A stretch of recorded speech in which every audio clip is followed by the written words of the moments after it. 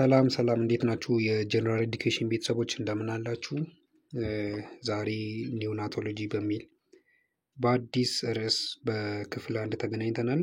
በዚህ ትምህርት ላይ አንዳንድ ነገሮችን ለመማማር እንሞክራለን እና እስከ ትምህርቱ ፍጻሜ ድረስ አብራችሁን እንድትቆዩ በአክብሮት እንጠይቃለን። ኒዮናቶሎጂ የሚለውን ኮርስ ስንጀምር በውስጡ የተለያዩ ኮንተንቶች አሉና ከእነሱ መካከል መጀመሪያ ኒዮናቶሎጂ ምን ማለት እንደሆነ ማወቅ ይጠበቅብናል እና ዲፊኒሽኑን ስናይ ኒዮናቶሎጂ ኢዝ ሰብ ስፔሻሊቲ ኦፍ ፔዲያትሪክስ ዛት ኮንሲስትስ ኦፍ ሜዲካል ኬር ኦፍ ኒውቦርን ኢንፋንትስ ስፔሻሊ ዘ ኢል ኦር ፕሪማቹር ኒውቦርንስ አፕ ቱ 28 ዴይስ አፍተር በርዝ ማለት። ኒዮናቶሎጂ ማለት የፔዲያትሪክስ ሰብ ስፔሻሊስት ነው። ፔዲያትሪክስ የሚባል ሳይንስ አለ፣ የእሱ ሰብ ስፔሻሊስት ነው ማለት ነው። በእሱ ሰብ ስፔሻሊስት ሆኖ ምን ይሆናል? ገና ለተወለዱ ለጨቅላ ህጻናቶች የሚሰጥ የተለያየ ሜዲካል ኬር ላይ ነው ትኩረት አድርገው የሚሰራው። ስፔሻሊ ደግሞ እነዚህ ጨቅላ ህጻናቶች ምን አይነቶች ናቸው? ኢል የሆኑ ማለትም በተለያየ በሽታ ጋር አብረው የተወለዱ ሊሆኑ ይችላሉ። ኦር ከተወለዱ በኋላ በ28 ቀን ውስጥ የሚገጥማቸው የተለያየ አይነት የህመም አይነት የጤና መታወቅ እነሱ ላይ ትኩረት አድርጎ የሚሰራ ወይ ደግሞ ያለ ጊዜያቸው የተወለዱ ልጆች ላይ ትኩረት አድርጎ የሚሰራ ፔዲያትሪክስ ሰብ ስፔሻሊስት ነው ማለት ነው። ሶ ከስሙ ራሱ ስንረዳ ኒው የሚለው ቃል ኒው የሚልን ፍቺ ሲይዝ ናታል የሚለው ደግሞ ፐርቴኒንግ ቱ በርዞል ኦሪጂን የሚለውን ሀሳብ ይዘልናል ማለት ነው። ሶ ኢት ኢዝ ኤ ሆስፒታል ቤዝድ ስፔሻሊቲ ነው ኤንድ ኢዝ ዩዥዋሊ ፕራክቲስድ ኢን ኒዮናታል ኢንተንሲቭ ኬር ዩኒት ኦር ኒኩ ይባላል። ይሄ ኒዮናቶሎጂ የሚባለው ይሄ ስራ የሚሰራው ብዙ ጊዜ የት ነው? ሆስፒታል አካባቢ ነው። ጤና ጣቢያ አይሰራም። ጤና ኬላ ሌላ ቦታ አይሰራም። የሚሰራው የት ነው? ሆስፒታል አካባቢ ነው። ማለትም ከፍተኛ የጤና ተቋም፣ ትልልቅ የጤና ተቋሞች ላይ ነው የሚሰራው ማለት እና የሚሰራበት ስፍራ ደግሞ ምን የሚባልበት ነው ላይ በአብሪቬሽን ኒኩ ይባላል። ኒኩ ማለት ኢንተንሲቭ ኬር ዩኒት ማለት ነው። ሞስትሊ ዚስ ከቨርስ ፕሪተር እንደው በርዝ ዊት ኢንፋንትስ በት ኦልሶ ኢንክሉድስ ኮንጂኒታል አብኖርማሊቲ። ብዙ ጊዜ ሆስፒታል ቤዝድ ላይ ነው የሚሰራው ብያቸዋለሁ። እዛ ላይ ምን አይነት ሰዎች ናቸው ወር ምን አይነት ጨቅላ ህጻናቶች ናቸው የሚገቡት ሲል መጀመሪያ ላይ እንደነገርኳችሁ ፕሪተር የሚሆኑ ህጻናቶች ኦር ሎው በርዝ ዌት ኢንፋንቶች ክብደታቸው ከ2.5 በታች የሆኑ እና ደግሞ አንዳንድ ኮንጂኒታል አኖማሊ ያለባቸውን ህጻናቶች ገብተው የሚታከሙበት ስፍራ ነው ኒኩ የምንለው ማለት ነው። ኒዮናታል ፔሪድን ስናይ እንግዲህ ኒዮናቶሎጂ የሚባለው አሁን ቅድም በነገርኳችሁ መስኮች ላይ የሚሰራ ነው ብያቸዋለሁ እና ፔሪድ አለ የኒዮናታል ፔሪድ የሚባለው። ኒዮናቶሎጂ የሚባለው በእነዚህ ኒዮናታል ፔሪድ ላይ የሚፈጠሩ ችግሮች ላይ ትኩረት አድርገው የሚሰራው። ስለዚህ ኒዮናታል ፔሪድ ምንለው ምንን ይይዛል? ኢትስ ኮመንስ አት በርዝስ ኤንድ ኢንድስ 28 ኮምፕሊት ዴይስ አፍተር በርዝ ነው። በርዝ ላይ ይጀምርና ከተወለዱበት ጊዜ አንስቶ 28 ቀን እስኪሞላቸው ድረስ ያለው ፔሪድ ምን ይባላል? ኒዮናታል ፔሪድ ይባላል ማለት ነው። ይህም ፔሪድንም በሁለት ከፍለን እናያለን። ኤርሊ ኒዮናታል ፔሪድ እና ሌት ኒዮናታል ፔሪድ በመባል በሁለት ይከፈላል እና ይህ ኒዮናታል ፔሪድ በሁለት ሲከፈል ምንና ምን ተብሎ ይከፈላል? ኤርሊ ኒዮናታል ፔሪድ እና ሌት ኒዮናታል ፔሪድ ተብሎ ይከፈላል። ኤርሊ የሚባለው ከተወለደበት ጊዜ አንስቶ እስከ 7ኛው ቀን ድረስ ያለው ኤርሊ ኒዮናታል ፔሪድ ይባላል። ከ7ኛው ቀን አንስቶ ደግሞ እስከ 28ኛ ቀን ድረስ ያለው ሌት ኒዮናታል ፔሪድ በመባል ኒዮናታል ፔሪድን በሁለት ከፍለን እናያለን ማለት ነው። ስለዚህ እኚህ ኒዮናታል ፔሪድ ላይ የተወለዱ ኒዮናቶሎጂ ሰርቪስ የሚሰጡ ሰዎች ምን ውስጥ ነው ሰርቪሱ የሚሰጡት ብለናል? ኒኮ ውስጥ የሚባል ኒኮ ማለት ኒዮናታል ኢንተንሲቭ ኬር ዩኒት ነው። እዛ ስር ምን ማለት ነው? ይሄ ሲተነተን ኢትስ ኤ ማቴሪያል ኦር ማሽን አሲስትድ ላይፍ ሴቪንግ ነው። የተለያዩ ማሽኖችን ኦር የተለያዩ ማቴሪያሎችን ተጠቅመን ህይወትን የጨቅላ ህጻናቶችን ህይወት የምናድንበት ስራ ኒኩ በሚባልበት ዩኒት ላይ ነው ማለት ነው። ስለዚህ እዚህ ላይ የሚገቡት ምን አይነት ህጻናት እንደነበሩ አይተናል። ፕሪተር የሚሆኑ ሎው በርዝ ዌት ያላቸው ኮንጂኒታል አኖማሊ ያላቸው እንዲሁም በተለያየ በሽታ የተያዙ ጨቅላ ህጻናቶች ናቸው የሚገቡት ብለናል። ስለዚህ እነዚህን ህጻናቶች ለማደን እነዚህን ህጻናቶች ህይወታቸውን ሰስቴን ለማድረግ ምንድን ነው የምንጠቀመው? የተለያዩ ማሽኖችን ተጠቅመን ነው ማለት ነው ላይፋቸውን ሴቭ የምናደርገው። እዚህ ሲር የምንሰራበት ሰዓት ምን ይኖራል በውስጡ? አሁን የሚመጣልን እኛ ጋር ፔሸንታችን ወር በዚህ ሰዓት ቢቢ ነው፣ በጣም ጨቅላ ህጻናቱ ይሆናል። ቤተሰቦቹ አሉ፣ ከዛ ደግሞ ነርሶች አብረው ስራ ይሰራሉ፣ ዶክተር አለ እና እርስ በርስ ኮንሰልት በመደራረግ እነዚህ ስራዎች የአንድ አካል ብቻ ስራ ሳይሆኑ ብዙ አሁን ዶክተርም ከተባለ ኒዮናቶሎጂስት ይባላል፣ ነርስም ኒዮናቶሎጂስት ነርስ የሚባላል። በነዛ ምናምን ነገር አንድ ላይ ተያይዘው እርስ በርስ የሚሰሩት ስራ ነው እንጂ አንድ ሰው ብቻውን የሚሰራው ስራ አይደለም ማለት ነው። ስለዚህ ኮምፖነንት ኦፍ ኒኩ ስር ምን አሉ የሚለውን ስናይ አሁን ምስሉ ላይ የምትመለከቱት የኒኩ ክፍል ይህን ይመስላል። ኒዮናቲቭ ኢንተንሲቭ ኬር ዩኒት የሚባለው ማለት ነው። እንደ ሌሎቹ አይነት ሩም ሳይሆን ስፔሻሊ ዲዛይን የተደረገ ስፔሻል በሆነ መንገድ ዲዛይን የተደረገ ነው። በውስጡ የተለያዩ ነገሮች የተለያዩ ማሽኖች አሉ። ማቴሪያል አሲስትድ ላይፍ ሴቪንግ ብለንም ስለነበር እነሱ ማቴሪያሎች ምን ምን እንደሆኑ እዚህ ጋር በምስል ለማየት እንሞክራለን። የመጀመሪያው ኢንኩቤተር የሚባለው ኢንኩቤተር ማለት ህጻናት እንደተወለዱ ፕሪተርም ከሆኑ ምናምን ነገር ወር ሃይፖተርሚያ ላይ ከሆኑ ቴምፕሬቸራቸውን እንዲጨምር የምናስገባበት ማሽን ኢንኩቤተር ይባላል። ኦር እዚህ ጋር ቤቢ ክሬብ የሚተኙበት መኝታቸው አልጋቸው ቤቢ ክሬብ ይባላል። ዋርመር እዚህ ጋር ሙቀት ለመስጠት ራሱ እንደተወለዱ የምናስቀምጥበት ማሽን ዋርመር የሚባል አለ። እዛ ላይ በማስቀመጥ ክብደታቸውንም አብሮ ለመለካት ሙቀትም ለመስጠት የምንጠቀመው ማሽን ነው። ቬንቲሌተር ኢንኬዝ በራሳቸው እንደተወለዱ መተንፈስ ካልቻሉ ሪሰስቴት ለማድረግ አንዳንድ ነገሮች ያስፈልጋሉ ነው። ከሚያስፈልጉ ነገሮች መካከል ይኸው ቬንቲሌተርም አንዱ ነው እና ለቬንቲሌሽን የምንጠቀመው ማሽን ነው። ሲፓፕ ይባላል። ይሄ ደግሞ ላንግ ኮላፕስ ካለ ያን ፕሪቨንት ለማድረግ ያ ከተፈጠረ እሱንም ቶሎ ብሎ ለመመለስ የሚረዳን ማሽን ነው። ይህን ተጠቅመን ላይፋቸውን ሰስቴን ወር ኮንቲኒ እንዲያደርግ ማድረግ እንችላለን። ሌላኛው ሳክሽን ኢፍ ዜር ኢዝ ኤኒ ፍሉድ ሪስፓራቶሪ ወይም ክሎዝ የሚያደርግ ወር ክሉድ የሚያደርግ ምንም አይነት ፍሉድ ነገር ካለ እሱን ሳክ አድርጎ ለማውጣት የሚረዳ ደግሞ ሳክሽን የተባለ ማሽን አለ እዚህ ምስሉ ላይ የምትመለከቱት። ሌላ ኦክሲጅን ሊያስፈልጋቸው ይችላል። በራሳቸው መተንፈስ ካልቻሉ እኛ ሪሰስቴት አድርገንም ኦክሲጅን ሳቹሬሽናቸው ሊወርድ ስለሚችል ኦክሲጅንን ለመስጠት ኦክሲጅን ያስፈልገናል። ስለዚህ እሱም አንዱ የኒኩ ስር ከሚገኙ ማቴሪያል ኦር ማሽኖች መካከል አንዱ ነው ማለት ነው። ሌላ ፎቶቴራፒ ላይት ነው። እንደተወለዱ ለምሳሌ ጃንዲስ ኦር ሃይፐር የቢሊሩቢን መጠናቸው በጣም ከፍ ብሎ ካለ በሰውነታቸው ላይ ይሄ ወደ ሲቨር ፎርም እንዳይሄድ ምን እናደርጋለን? ፎቶቴራፒ ሕክምና እንሰጣቸዋለን። ስለዚህ ይህም አንዱ የኒኩ ኮምፖነንት ነው ማለት ነው።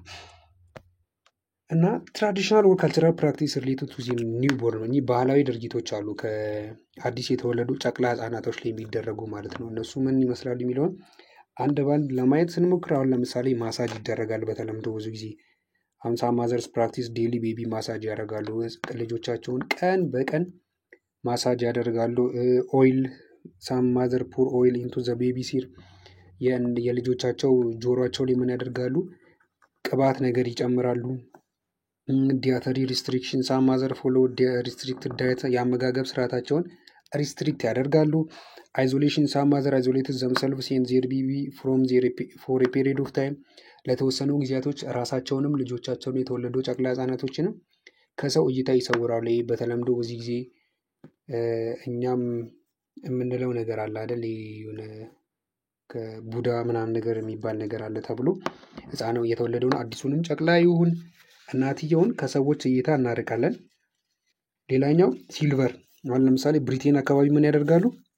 ሲልቨር ያደርጋሉ እጆቻቸው ላይ ማለት ነው። ይህ ምን ብሎ ይታሰባል? ይሄኛው ጉድላክ ያመጣል፣ ጥሩ እድልን ይዞልን ይመጣል ብሎ በማሰብ እጃቸው ላይ ምን ያደርጋሉ? ይህ ሲልቨር የተባለ ነገር ያስራሉ።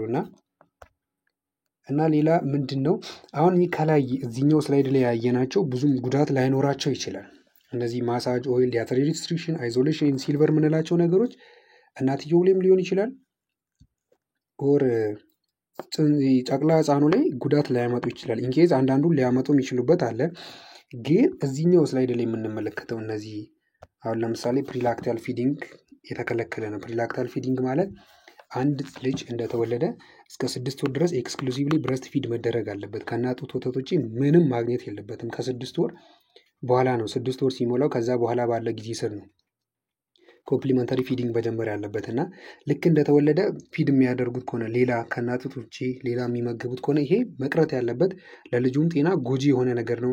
ሌላ ትራይቱር ቨርኒክስ ማለት ነው። ይሄ ቨርኒክስ የሚባል ነገር አለ። የሆነ ነጣ ያለ ነገር ልጆች ሲወለዱ ሰውነታቸው ላይ ተለጥፎ የሚገኘው እና እሱን ሪሙቭ ማድረግ መሞከር በራሱ ትልቅ ጉዳት አለው ለልጁ። ምክንያቱም ያ ነገር ምን ሆኖ ያገለግላል? የልጁን ሙቀት መጠን ሜንቴን ለማድረግ ሃይፖተርሚያ እንዳይፈጠር ፕሪቨንት ለማድረግ ያገለግላል እና ያ በራሱ ይህ አንድ ባህላዊ ድርጊት ልጁን ለበሽታ የሚያጋልጥ ነው። ሌላኛው ደግሞ ጊቭ ቢተር አፍተር ዴሊቨሪ ከተወለደ በኋላ ቂቤ የሚሰጡት ነገር ቂቤ የሚያጎርሱት ምናምን ነገር ይህም የልጁ ዳይጀስቲቭ ሲስተም እንግዲህ እንደተወለደ ምንም ምግብ የሚባል ነገር ስለማያውቅ ስቴራል ስለሆነ እንደዚህ አይነት ነገሮችን በምናደርግበት ጊዜ ለተለያዩ ማይክሮ ኦርጋኒዝሞች ተጋላጭ እናደርገውና ለበሽታ ልንዳርገው እንችላለን። ስለዚህ ይህም መቅረት ካለበት አንዱ ባህላዊ ድርጊት ነው። ሌላ አፕላይ ኦይንትመንት ኦን ኮርድ ማለት ነው።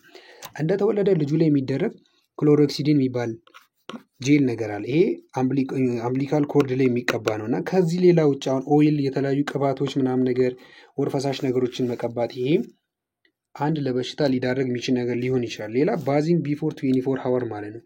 አንድ ልጅ እንደተወለደ ገላውን መታጠብ ያለበት ወር ሻወር መግባት ያለበት ከ24 ሰዓት በኋላ ነው። በእነዚህ ሰዓት ውስጥ የሚገባ ከሆነ ምን ሊፈጠር ይችላል? ሃይፖተርሚያ ሊፈጠር ይችላል። ሃይፖተርሚያ ደግሞ አንድ ልጆችን ከሚገድሉ በሽታዎች መካከል አንደኛው ነው እና ይህ እንዳይፈጠር ምን መደረግ አለበት? በ24 ሰዓት ውስጥ ሻወር መግባት የለበትም። በ24 ሰዓት ውስጥ ሻወር የሚገባ ከሆነ ለሃይፖተርሚያ ተጋላጭ ሆኖ እንዲሁም ከእሱ ጋር በተያያዙ የሚመጡ በሽታዎች ስላሉ ልጁን ጤናውን ሊያቃውሱት ይችላሉ ማለት ነው። ስለዚህ እነዚህ ነገሮች እንዳለ መቅረት ያለባቸው ነገሮች ናቸው። ሌላኛው ዳንጀር ሳይን ኢን ኒውቦርን ማለት ነው። አዲስ በተወለዱ ህጻናቶች ላይ የሚታዩ ዳንጀር ሳይኖችን እናያለን። መጀመሪያ ኒዮናታል ዳንጀር ሳይን ማለት የሲምፕተም ኦር ሳይን ዛት ኢንዲኬትስ የኒውቦርን ሲሪየስሊ ኢል ኤንድ ኒድስ ኢሚዲየት ሜዲካል ኬር ማለት ነው። መጀመሪያ ኒዮናታል ዳንጀር ሳይን የሚለውን ስናይ የተለያዩ አይነት ሳይን ኤንድ ሲምፕተሞች ናቸው። ምንን የሚያሳዩ ነው? ይሄ ኒውቦርን ሲሪየስሊ ኢል እንደሆነ በጣም እንደታመመ የሚያሳዩ ናቸው እና ስለዚህ ምን ማድረግ ይጠበቅብናል የሚለውን የሚያሳዩ ናቸው። ኢሚዲየት ሜዲካል ኬር ማግኘት አለበት የሚለውን የሚያሳዩ ዳንጀር ሳይን እንላቸዋለን እና እነዚህም በተለያየ ስፍራ ነው የሚገኙት። ለምሳሌ ፊዲንግ ላይ ምን አለ? ዲፊካልቲ ብረስት ፊዲንግ ኤንድ ፑር ፊዲንግ ማለት ነው። ምግብ መመገብ የማይችሉ ከሆነ ምግብ ስንል እዚህ ጋር እያወራን ያለ ነው ስለ እናት ጡት ወተት ሊሆን ይችላል ኦር ፎርሙላ ፊዲንግ ማለት ነው እንደየሁኔታቸው እና ያን መመገብ የማይችሉ ከሆነ ወይ እየተመገቡም ደግሞ መመገብ ባለባቸው ልክ እየተመገቡ ካልሆነ አንዱ የዳንጀር ሳይን ምልክት ነው። ምክንያቱም ምግብ ካልተመገቡ ለተለያየ በሽታ ሊጋለጡ ይችላሉ። አሁን ለምሳሌ ሃይፖግላሲሚያ ሊፈጠር ይችላል። ሃይፖግላሲሚያ ከተፈጠረ ደግሞ ከሱ ጋር በተያያዘ ሌሎች ነገሮች እየተፈጠሩ የልጁን ጤና ወደ ከፋ ደረጃ ሊወስዱ ይችላሉ ማለት ነው። ሁለተኛው ምንድነው? ብሪዚንግ ማለት ነው። ብሪዚንጋቸውን ለምሳሌ ፋስት ከሆነ ኦር ዲፊካልት ብሪዚንግ ኦር ቸስት ኢንድሮይንግ ካለ ያተነፋፈስ ስርዓታቸው ላይ በጣም እየቸኮሉ የሚተነፍሱ ከሆነ ኖርማል ሬንጅ የሚባል አለ ህጻናት መተንፈስ ያለባቸው። ከዛ ሬንጅ በጣም ከፍ ያለ ከሆነ በጣም ከፍ ብሎ የሚተነፍሱ ከሆነ ቸስት ኢንድሮይንግ ካለ ሌላ ደግሞ ቴምፕሬቸራቸውን ስናይ ፊቨር ካለ ማለት ቴምፕሬቸራቸው ከ37.5 እና ከዛ በላይ የሚሆን ከሆነ ፊቨር ኦር ሃይፐርተርሚያ ይባላል።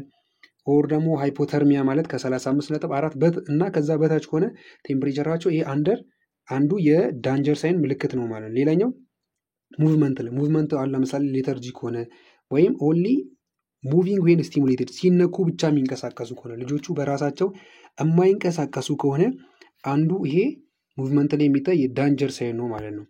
ሌላኛው አይናቸው ላይ አሁን ለምሳሌ ማለት ነው አያቸው ኢፍ ዜር ኢዝ አይ ዲስቻርጅ ኦር ሬድነስ ማለት ነው። አሁን ልጆች እንደተወለዱ አይኖቻቸው ላይ ምን ይቀባሉ? ቴትራሳይክሊን ይቀባሉ። ይህ ቴትራሳይክሊን የሚቀቡት አንዱ ምንድነው? ኮንጃክቲቫይተስ እንዳይፈጠር እሱን ፕሬቨንት ለማድረግ ነው፣ ኒዮናታል ኮንጃክቲቫይተስ ማለት ነው። ይህም ደግሞ የሚመጣው ከማተርናል ጄኒታል ኤሪያ ላይ ከሚገኙ ከተለያዩ ፈሳሾች ሊመጣ ይችላል። በስርዓት ትሪት ሳትደረግ ያ ፕሬግናንሲ ከቀጠለ ማለት ነው። ስለዚህ ልጁ ከተወለደ በኋላ በኒዮናታል ፔሪየድ ጊዜ አሁን ለምሳሌ አይ ዲስቻርጅ የሚያሳይ ከሆነ ኦር አይኑ ቀላ የሚል ከሆነ በጣም ቀልቶ የሚታይ ከሆነ የአይ ኢንፌክሽን አንዱ ምልክት ሊሆን ስለሚችል ይህ ዳንጀር ሳይን ነው። ልጁን ወደ ከፋ የአይን ህመም ሊዳረገው ስለሚችል ማለት ነው። ሌላኛው አምብሊከሱ ላይ ስናይ ብሊዲንግ ኦር ዲስቻርጅ ፐስ ፍሮም አምብሊካል ኮርድ ማለት ከአምብሊካል ኮርዱ ደም የሚደማው ከሆነ ወይ ደግሞ ሌላ አይነት ፈሳሽ የሚፈስ ከሆነ ምግል አይነት ነገር የሚፈስ ከሆነ የአንዱ ኒዮናታል ላይ የሚታይ የዳንጀር ሳይን ምልክት ነው። ሌላኛው ኮንቨልዥን ነው። ኮንቨልዥን ኦር ፊትስ ሲንስ በርዝ ማለት ነው። ሰውነቱ የሚንቀጠቀጥ አይነት ነገር ከሆነ ሲዠር የሚፈጠር ከሆነ ይሄ አንዱ የዳንጀር ሳይን ምልክት ነው ማለት ነው። ይሄም በስርዓቱ በጊዜ ትሪት ካልተደረገ ልጁን ወደ ከፋ ወደ ሌላ አይነት እንትን ሊወስደው ይችላል ማለት ነው።